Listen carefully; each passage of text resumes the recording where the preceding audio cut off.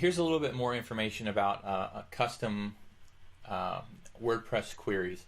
So if you see the way that we've done it here, we've just put in new WP query, post type equals portfolio. That's the most straightforward way to do it, especially when you only have one parameter you're giving to this. However, when you have 2 or 3 or 4 parameters, what might work better is to create a separate array and pass that array into here, because you can have 10 different parameters that you pass to it. So I'll show you what that would look like.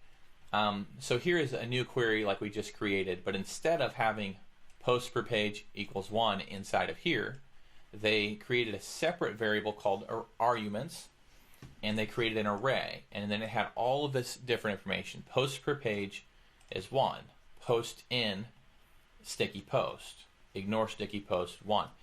Now the format's a little bit different here. It's an equals and then the bracket, so that the arrow looks a little bit different instead of just an equals, which you would have if you just did it the more traditional way like this, paged equals 6.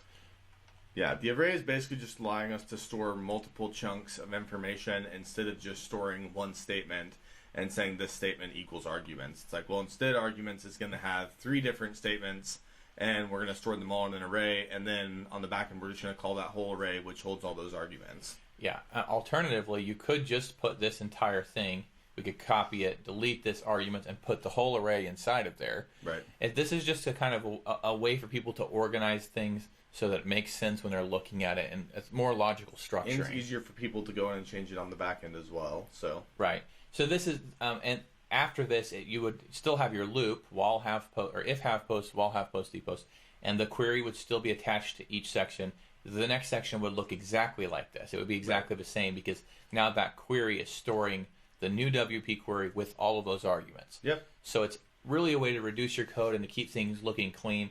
But it's more or less just in case you run into something like this, you'll kind of have a reference point for what am I looking at and how do I do things a little differently. And if you're really new to PHP, you should get acquainted with arrays. You're going to be using them now and again, so something to look up and try and learn a little more even about. a very basic, like get through the first couple chapters of a PHP book. You don't have to read the whole thing. Get through a little bit, understand arrays, understand an if-else sequence, things like that. You're going to use them all the time in WordPress, so you don't have to be an expert at it, but you have to know enough about it to kind of navigate through it a little bit. Yep.